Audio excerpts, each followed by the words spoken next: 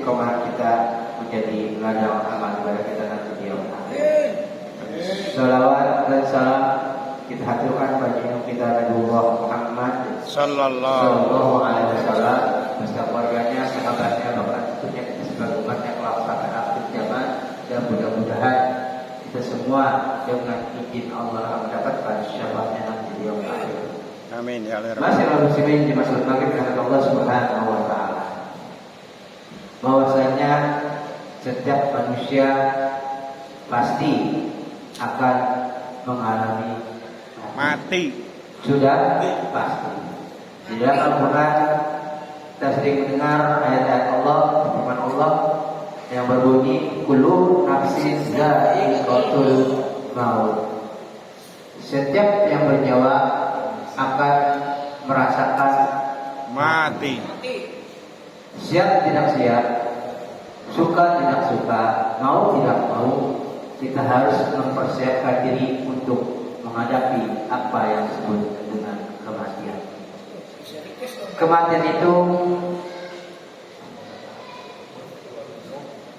adalah sesuatu yang kita tidak sangka-sangka.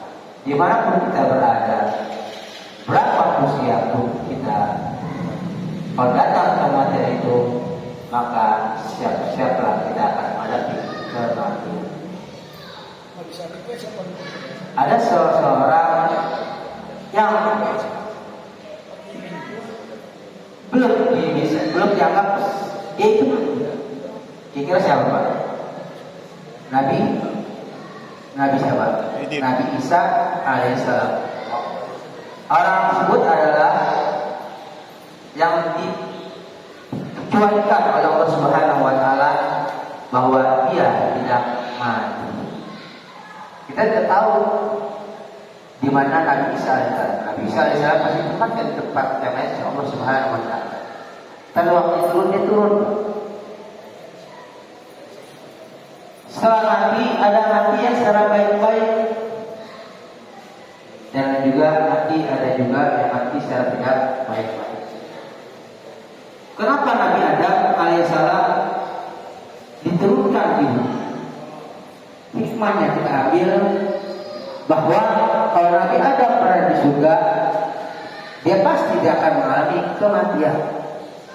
Maka diturunkanlah hikmah dari Nabi Adam diturunkan itu adalah pasti Nabi Adam akan mengalami mati.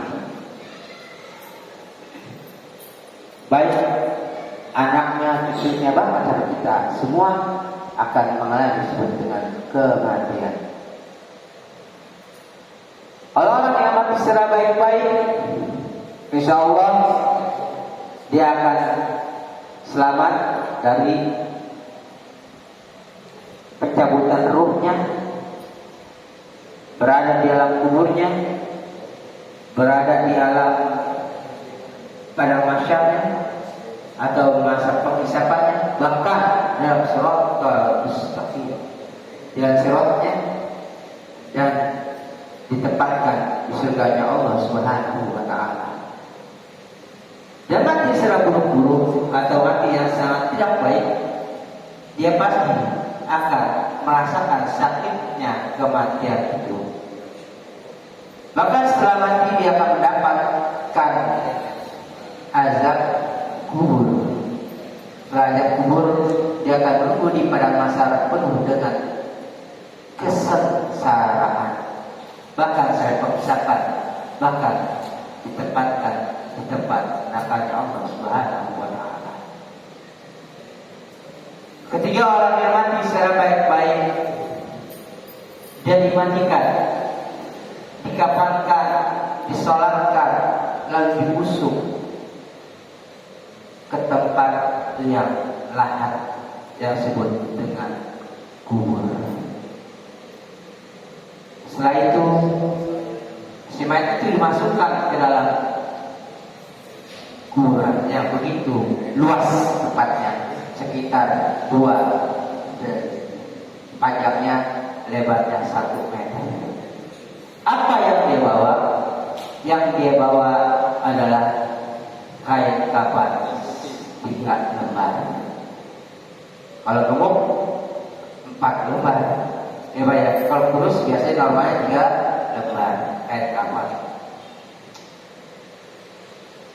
Setelah berada di dalam kuburan, diduduk dengan tanah. Sebelum duduk dikasih tiap lutut, namanya papan ya Pak ya, papan. Setelah itu diulur ke atas. Yang tadinya sempit begitu sempit. Tapi kalau orang yang beriman, dia berada di alam kubur, dia akan merasakan apa yang disebut dengan nikmat kubur. Yang dia rasakan di dalam kubur itu sampai menunggu hari kiamat, bahwa di dalam kubur itu sebentar, bahwa di dalam kubur itu sebentar, enggak lama. Seperti hikmahnya kita di dalam surat Al-Kahfi, Ashabul Kahfi ya, pemuda-pemuda yang berada di dalam gua, dia tidur selama ratusan tahun. Setelah dia bangun, dia kaget. Dia keluar dari gua tersebut, dia kaget bahwa dia, sepertinya dia tidur hanya sehari, padahal dia tidur ratusan tahun. Itulah gambarannya ketiga di dalam hikmah dari Al-Kahfi. Begitu juga orang yang berada di alam kubur. Apabila di dalam kuburan keadaan baik-baik dan beriman bahwa amal soleh, maka di dalam kuburnya waktunya hanya sebentar sampai hari kiamat. Lalu bagaimana dengan orang-orang yang kafir, munafik, fasik, musyrik? Dia akan mendapat siksa kubur yang begitu dahsyatnya. Siksa kubur itu, ketika dia dimasukkan ke dalam tanah dan diletakkan oleh malaikat munkar wa nakir dan ditanyakan kepada mereka, "Man buka siapa Tuhan?" Dia hanya menjawab, dia tidak tahu siapa Tuhan. Dihantam dan disiksa oleh malaikat munkar wa nakir, dipukul oleh godam. Godamnya diperkirakan dalam hadis itu seperti gunung Palma berduri. Nauzubillah, semua nauzubillah ya. Lalu ditanya, "Ma rabbuka wa ma nabiyuka wa ma dinuka wa ma qiblaluka wa ma ikhwanuka?" Kalau tanya kiai-kiai seperti itu Pak ya. Siapa Tuhanmu, siapa apa agamamu, siapa nabimu, apa kiblatmu, dan siapa saudara-saudarimu. Dia nggak bisa menjawab. Pada intinya, kalau kita bisa menjawab kalimat Allah, insya Allah selamat. Karena barang siapa yang mati mengucapkan kalimat la ilaha illallah yang sering terdengar, maka tempatnya adalah surga Allah. Lalu bagaimana supaya kita mendapat, supaya kita husnul khatimah? Tancapkan di diri kita untuk selalu berzikir kepada Allah Subhanahu wa taala dimanapun kita berada. Baik itu hanya kita membaca Allah mendetakkan atas kita. Atau subhanallah. Itu kan ada asmaul husna, 99 nama yang terbaik kepada Allah. Tancapkan di dalam hati kita suatu amalan untuk selalu mengingat Allah. Karena itu yang kita bawa. Dan Muhammadur Rasulullah, Muhammad itu adalah utusan Allah. Amalkan selawat Allah sallallahu alaihi wasallam Muhammad wa ala sayyidina Muhammad. Perbanyak zikir dan perbanyak sholawat. Zikir ini hanya mengingat Allah. Orang yang berada di dalam kubur ketika dia tidak membawa iman, maka ketika dimasukkan ke dalam tanah, maka tanah itu akan menggigitnya. Tahu berpikir? Tahu maksud kita begini, Pak. Ketika ada kubur dikecat, pak, bisa kebayang kan? Bisa kebayang kan? Ketika maksud kita dikecat lalu orang berapa? Kubur. Maka orang yang berada di sisi alam kubur itu dia merasakan waktu yang sangat panjang. Karena orang yang berada di alam kubur itu tentang siksa kubur itu dia mengalami siksa dan siksa. Ketika matinya dia minta ditunda oleh Allah Subhanahu wa Ta'ala, meminta penundaan agar dia dapat beramal soleh. Ketika dia mati, dia jangan mau dikuburkan, jangan sampai dikuburkan. Minta orang-orang yang ini, yang musyrik, kafir, fasik, munafik, atau orang yang zalim termasuk juga. Dia nggak mau, dikuburin nggak mau. Setelah berada dalam kubur, dia nggak mau lagi berada di dalam neraka. Bagi siapa? Bahkan di dalam neraka nggak mau lagi. Dikubur saja, aku dikubur saja. Baru dikubur siksa. Setelah dikubur juga masuk ke dalam neraka, disiksa lagi di neraka.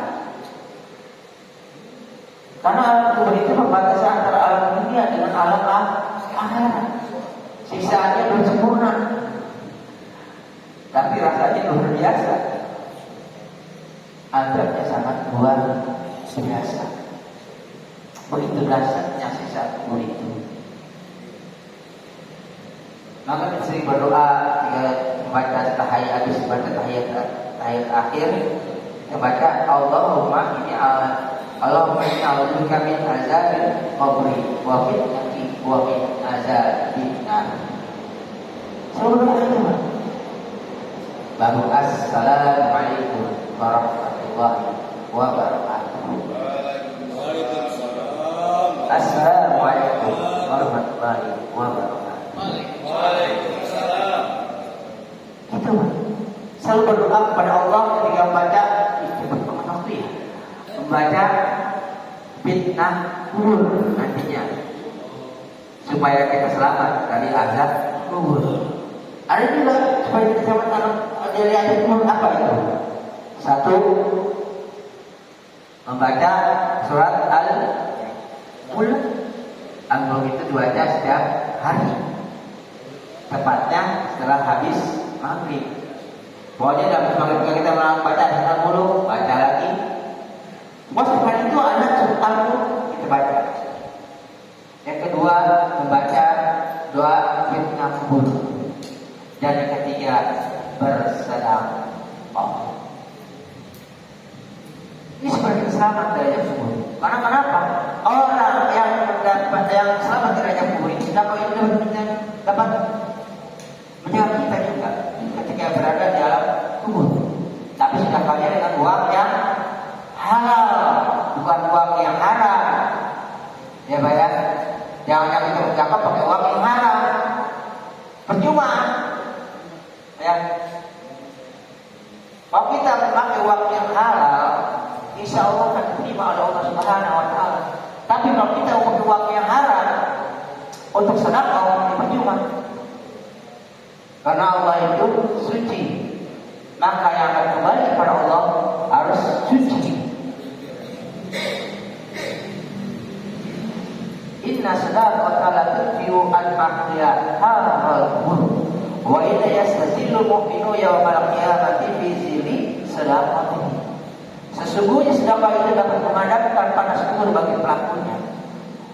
Wa idza yastazillu mu'minu yawmal qiyamati fi zilli sadaqatihi. Dan sesungguhnya orang-orang mukmin nanti akan bernaungan dengan naungan amal sedekahnya.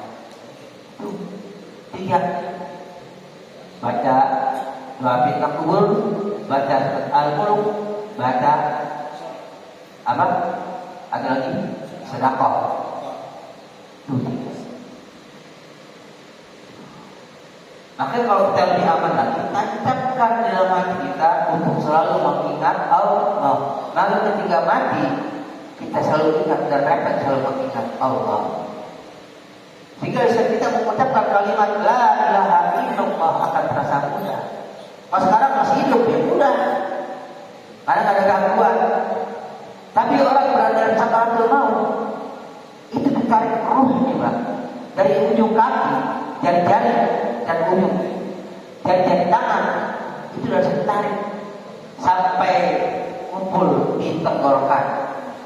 Maka bagi siapa orang yang mati berada rohnya berada di tenggorokan, maka taubatnya tidak akan diterima Allah Subhanahu wa taala.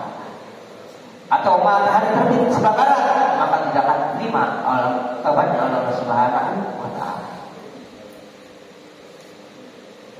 Maka dari sekarang kita harus banyak zikir kepada Allah sebanyak-banyak. Dimanapun kita berada, ada zikir ini dapat menolong kita. Tancapkan pada diri kita, tancapkan dalam hati kita untuk selalu mengingat Allah.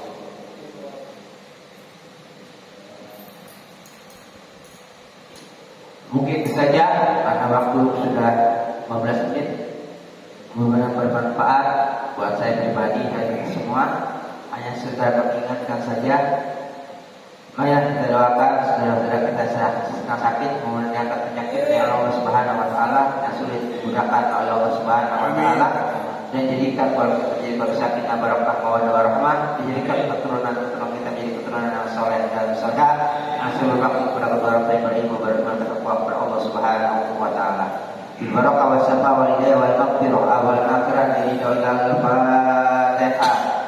أعوذ بالله من الشيطان الرجيم بسم الله الرحمن الرحيم الحمد لله رب العالمين الرحمن الرحيم مالك يوم الدين إياك نعبد وإياك نستعين اهدنا الصراط المستقيم صراط الذين أنعمت عليهم غير المغضوب عليهم ولا الضالين آمين اللهم بحق الفاتحة وبسر الفاتحة وببركة الفاتحة وبقرابة الفاتحة اللهم أنت افتحنا أبواب الخير وتجعلنا بكل خير وتجعلنا من كل خير ربنا تقبل منا إنك أنت السميع العليم وتب علينا إنك أنت التواب الرحيم سبحانك اللهم وتحياتهم فيها سلام وآخر دعواهم أن الحمد لله رب العالمين والله أعلم بالصواب آخر كلام بالله التوفيق والهداية والسلام عليكم ورحمة الله وبركاته. Waalaikumsalam